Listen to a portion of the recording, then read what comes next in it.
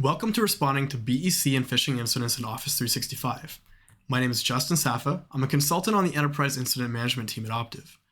Before I jump into today's presentation, I'd like to take a moment to quickly introduce myself. Who am I?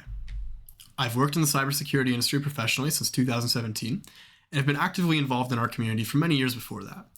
Previously, I was a technical leader in a managed services SOC and worked in a variety of industry roles as a consultant and a cybersecurity analyst. My goals for today are to shine light on how threat actors are gaining access to Microsoft 365 environments via phishing.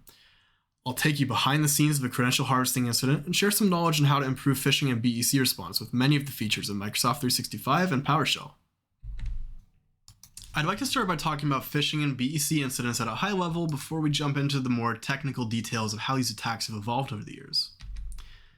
Let me begin by saying that phishing is not a solved issue of the late 1900s. It's still an incredibly common initial access technique, and the volume of more robust campaigns that we see increases every year.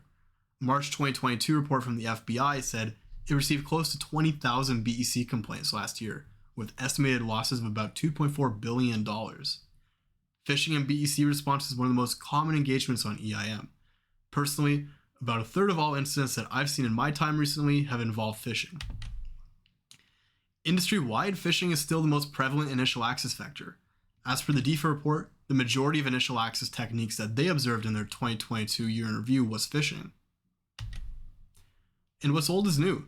Threat actors are still abusing Office, but they're just finding different ways to do it. This is a screenshot that shows Emotet sending malicious OneNote files, the VBS script embedded into it. Other campaigns like CACBot stick to the same traditional lures that they've used successfully for decades. As the industry matures and more defensive tools are released, offensive tools are maturing as well. Organizations have started to more broadly roll out MFA, and threat actors have started to find ways to bypass MFA. The majority of phishing attacks that we do see sticks to the same MO. Run code, steal credentials, or hijack an important email thread like a bank transfer.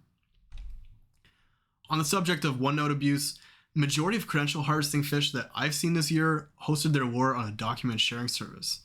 Think OneNote, Adobe Acrobat, or Evernote.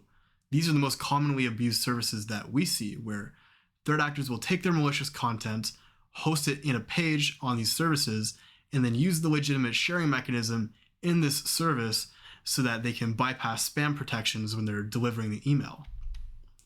And you can see exactly that happening here, where a threat actor did that on an incident that I worked last year, and the users that are trained to look for typical attack indicators might not notice this. The point that I'm trying to drive here is more complex TTPs are not necessarily harder to execute. MFA effective phishing tools are readily available on GitHub and other places across the internet.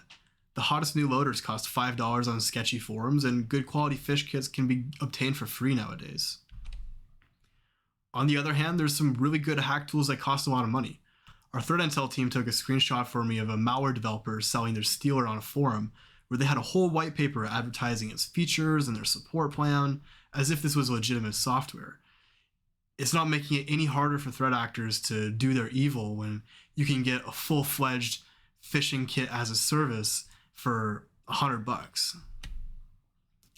While we're talking about modern attacks and tools, I'd like to mention that they pose modern risk to your organization. The risk of cloud compromise is astronomical with the prevalence of single sign-on. A threat actor who gains access to one Office 365 account could compromise your entire cloud app inventory, gain access to an AWS admin console, or worse, pivot to a different organization.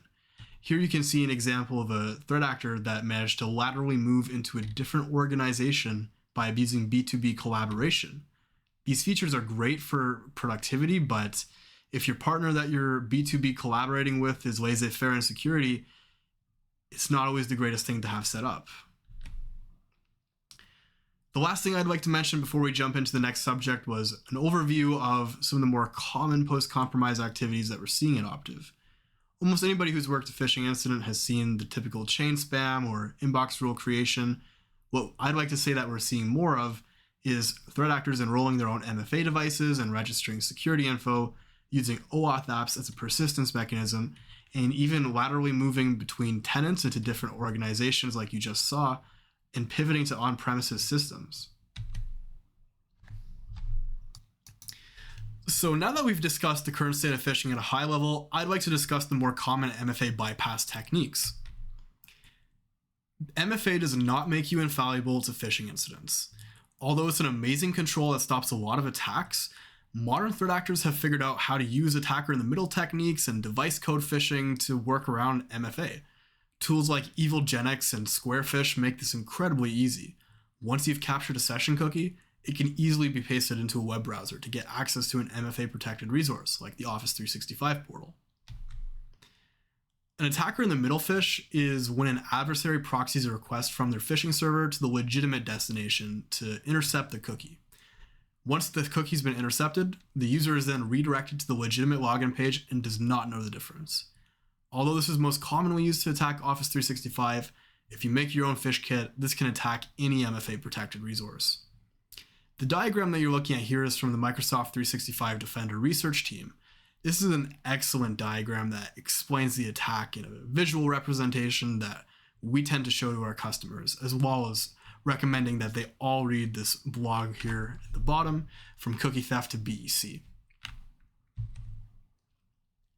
So now that we've explained how an AITM phish works, I'd like to show you what this actually looks like to a user. So here we've got a demonstration account where the user has a generic phishing email. They click the link, and you can see it's not going to the Office portal. The URL is different, but now the user sees the exact same page. This is the Microsoft 365 landing page. They're going to type in their username, type in their password. The only thing you're not seeing on the screen here is the MFA prompt, because that's a little tricky to show within a virtual machine. But now the user's been redirected to the legitimate Microsoft 365 page, and they do not know that they've been phished.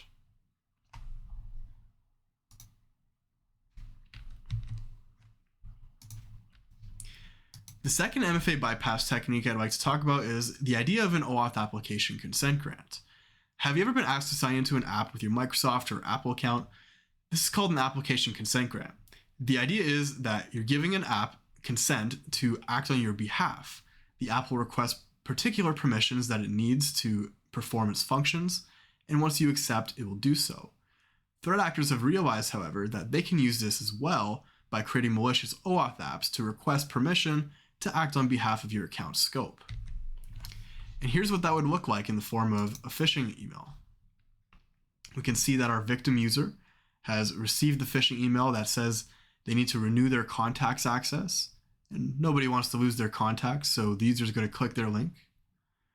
And they're now being asked to consent to this app to access their account. The app's requesting the permissions to read and write access to their email. And of course, Microsoft is offering a warning not to do this, but the user just clicks anyways. And now they've been phished. Finally, the least common but one of my favorite MFA bypass techniques is device code phishing. Have you ever been asked to scan a QR code by Netflix or Amazon and then enter a 6-digit code on your TV? That's an authentication method that allows you to conveniently sign into an input-constrained device like a TV. But threat actors have caught on to the fact that they can abuse this technique to bypass MFA with a workflow that's familiar to the end user. After the user scans a QR code that they receive in an email, the threat actor will obtain an access token and a refresh token, the validity of which is for 15 minutes, which is why they don't typically use this, because they've got a very narrow window to do their evil. Okay, now that we've talked about the overall phishing landscape and how threat actors are bypassing MFA, let's talk about responding to incidents in Office 365. Your IR lifecycle does not change just because you're in the cloud now. You might need new tools, you might need new processes, but the IR lifecycle and best practices still apply. Be cautious that you don't wrap up your incident before things have been fully investigated. Collect and preserve your evidence, thoroughly scope the incident, then take your containment actions and move towards eradication or remediation. But make sure you don't forget the key steps like revoking sessions, ensuring passwords are correctly changed, revoking application consents, MFA authenticators, and deleting security registration info, as well as undoing whatever else the threat actor may have done. On the subject of new tools and processes, that could look like Microsoft Defender for you. Microsoft Defender is more than an anti-spam solution. Although there are tools for conducting offline BEC analysis, Personally, my favorite is Microsoft Defender. At Optiv, we always collect evidence with Hawk, but we started to drive our investigations with a heavy focus on Microsoft Defender, particularly using the advanced hunting features that it comes with. But to fully gain your value from it, it's important to know what can be done with Microsoft Defender. The most valuable tools for you as an incident responder are going to be the 5 that we've listed out on this slide here. Advanced hunting, which will let you to search your telemetry in Microsoft 365 like a SIM with KQL. You can look at anything from sign-in logs to mail delivery events and even your compliance data. Safe links, you can see who clicked the link and when across Outlook and Teams, as well as block a malicious link. The Threat Explorer will allow you to examine malicious emails and extract artifacts directly via the Office portal. Custom detections can let you turn your advanced hunting queries into a custom detection, and you can even set up automated response actions with this. And lastly, message remediation can let you to delete malicious emails that have been sent to a flurry of end users. I wanted to take a moment to show you what the advanced hunting interface and a KQL query look like. Here we've got a screenshot of a sample query that's looking for some suspicious email events. Advanced hunting will store your raw data for up to 30 days, but if necessary, you could back these events up to a SIM like Azure Sentinel for long-term storage. Data from the various Microsoft 365 services are broken into their respective schemas. The email and collaboration schema will provide security events for both Exchange Online and Microsoft Teams. Apps and identity can provide your data for sign-in and audit logs, as well as things collected from Defender for Identity. This is particularly valuable to us as an incident responder in case you ever need to audit SSO activity, search for logins with specific properties, see who clicked a URL, or look for the recipients of a given email. Moving on from advanced hunting, I'd like to talk about the Threat Explorer. As mentioned, the Threat Explorer will allow you to look at various artifacts within any email that comes into Microsoft 365. This demo is going to show you what the Threat Explorer looks like and how to use it and to pull up email headers, IOCs, and take some actions.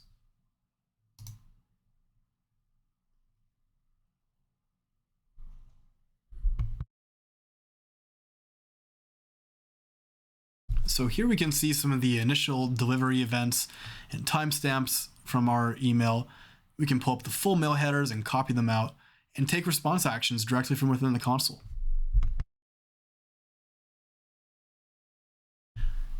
By opening the email entity, we could get more information if necessary, such as looking at a timeline of delivery, a malware sandbox analysis, looking at the attachments at a file level, or the URLs that are embedded within it.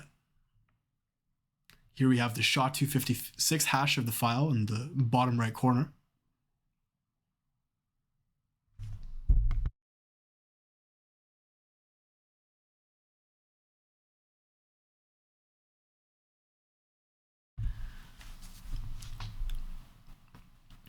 We can also look at some of the top URLs that are coming in for a specific user, group, or other criteria.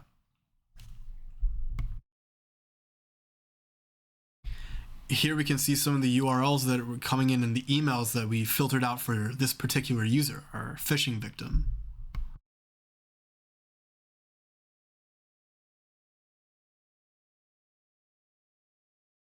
We saw what email those links were in, and now we've navigated to that email. We can see all of the URLs that were contained in that email, and we can start to block them.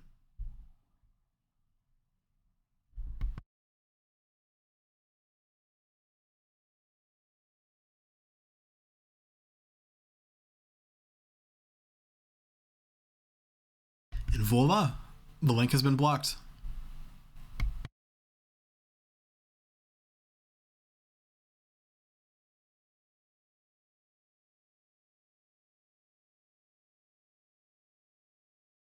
Here you can see in that original email, now we've decided it's the same sender, that attachment's probably malicious. So let's click on it and now block the attachment. In the exact same flow that we did for the malicious link, we can now block the malicious file.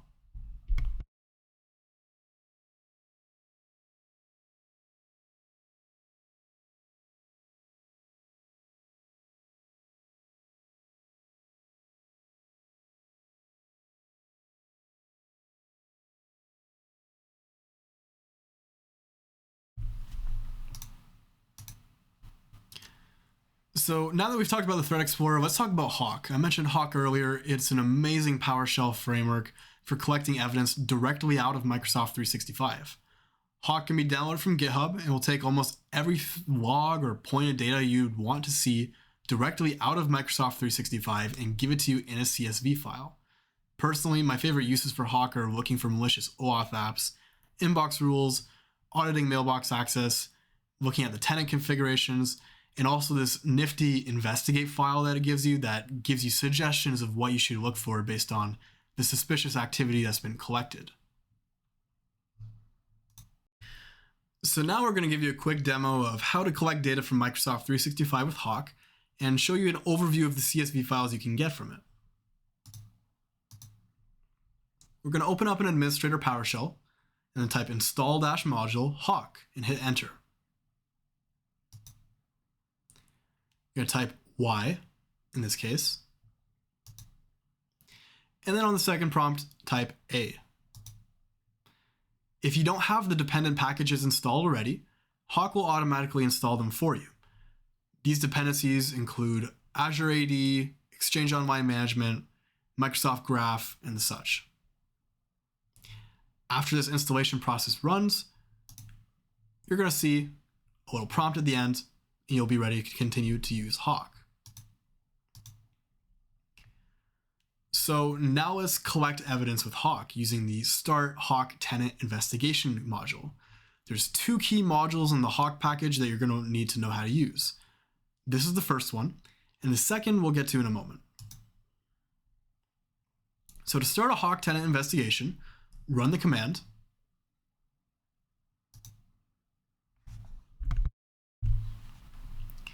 After the application runs, it's going to initialize, and you might be prompted for some inputs, such as a global admin account or other least privileged access, as well as to potentially set your PowerShell execution policy. Agree with the disclaimer, and provide an output directory for the data. Just hit the defaults, which is 90 days, and it's going to start to run automatically. You'll then be prompted to sign into your account.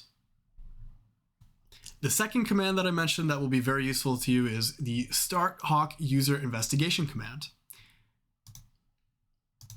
Here we can see that we've typed in the command and supplied a user account principal. Once we hit enter, it's going to start to collect all the data that we would want for this user and write it to CSV files in the directory that we specified.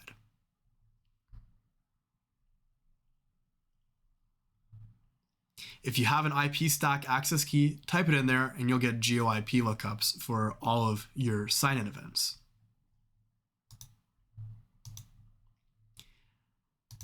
And the result is what you get from Hawk. So I mentioned that _investigate file at the beginning. It's going to show you some suggestions for what you should potentially investigate in this incident. Here I found an all grant, which could be suspicious if the user was phished via consent grant. We have a list of CSV files of things like the unified audit log, the Exchange Mailbox audit, converted authentication logs, and raw authentication logs. The difference is formatting. The converted authentication logs are much friendlier to use.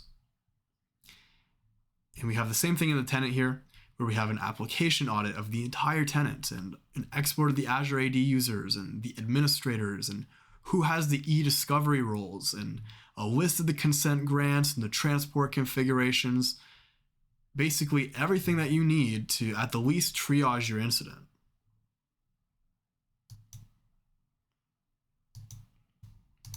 Now that we've talked about the uses of Hawk and Microsoft Defender, let me show you an example of how I actually use these tools on an incident response. The next set of slides are taken from a real incident that I worked this year where a combination of Hawk and Microsoft Defender was used to drive the investigation. Imagine if you're the incident responder for a moment. Your customer calls you and they tell you that a whole bunch of employees are reporting a phishing incident. Up to 100 people may have been compromised by the same phish. Some folks have clicked it, and another user realized after their customers started calling asking about some suspicious emails. Internal users are also starting to receive spam from their colleagues who have been sending some suspicious emails to them as well. The cat's out of the bag at this point. People internally are weary of their email, and the threat actor is actively replying to those who are emailing the first victim in an attempt to coerce them into clicking on the internal phish. The user is completely unaware of this due to the inbox rules that are hiding the incoming messages. The screenshot in the bottom left corner shows that almost 800 people got hit by the same phishing message that came from the first victim. And the threat actor is actively replying to these users in the top right corner. We'll scope out the incident to begin. In this case, the customer point of contact was able to provide an example of the first phishing email. So we can jump right into the investigation by pivoting off the sender address in advanced hunting. In this case, we identified 16 recipients of the initial phish by doing this. Afterwards, we identified that the 2 people highlighted in red had clicked the phish and submitted their credentials. We'll start to look at some of the IOCs that we can get out of the email. We know it's a malicious OneNote page with an embedded link to an AITM phishing server, and we can use that URL in advanced hunting to see who else may have clicked it. This narrowed down 16 recipients to 5 phish clickers. Let's start looking for our initial access to the victims now. The first thing we're going to want to do is find the IP address of the AITM server. We got that by doing an NS lookup of the phishing URL. A lookup on Shodan of that IP will prove the entire ASN is sketchy and there's no legit reason a user is signing in from there. Therefore, any sign-in from that address range or ASN can be considered a sister indicator of the AITM server's IP. Using evidence from Hawk, we can get a report of the user's sign-in logs with some nifty geo-IP lookups, and right away, we see based on location that there are some very suspicious sign-ins occurring. Additionally, we can see the sign-ins occurring from the same ASN as the AITM server. In the second graphic at the bottom, we actually see the threat actor enrolling MFA from some of these sister indicators so that they can persist in the environment for longer.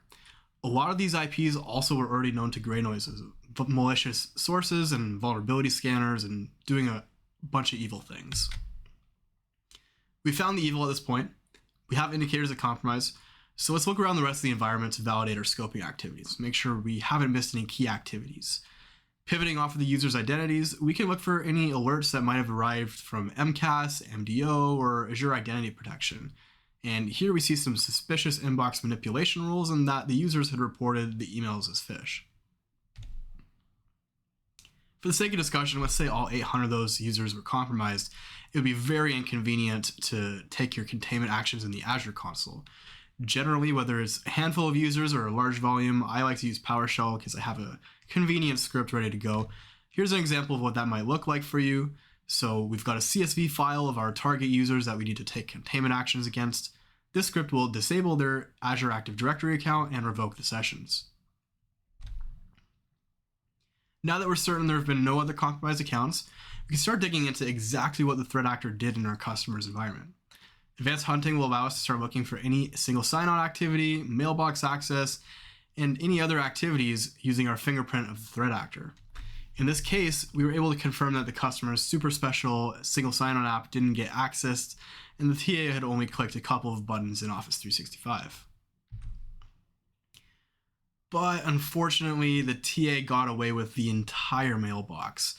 What we're looking at here are mail item access events where we can actually see that the threat actor had logged in via Outlook and synced the entire inbox to exfiltrate data. I just want to take another moment to talk about Microsoft Purview though. Purview is the advanced compliance features in Microsoft 365 that is included in E5. It has a lot of features, but what's particularly useful to you in such an investigation is the mail items access log. These logs will show you either the individual messages accessed by a threat actor or if they had synced the entire inbox. Unfortunately, there's a certain volume of events in this transaction where if you exceed that, Microsoft will log the entire thing as a mail item sync. But if they're only going for a handful of emails, you'll see bind events that show what particular item or folder was accessed by a threat actor. You can learn more about Microsoft Purview and using the mail items access events at the link provided on this slide. So to wrap up our incident, now we've identified who's been compromised, we've taken containment actions, we've audited the threat actor's activity, implemented some mitigations, and improved the security configurations of this Office 365 tenant. Optiv can now resolve the incident and provide our final deliverable to our customer. This typically is a full incident report along with an incident timeline, a list of some TTPs and indicators, an executive summary, and recommendations. I like to color code most of the events in the tracker to distinguish the timeline nicely, especially in cases where there's multiple compromised users or possibly even multiple threat actors involved. So now let's talk about some investigation tips and tricks. I'd like to offer an overview of the things that you should look for in these types of investigations and some general advice.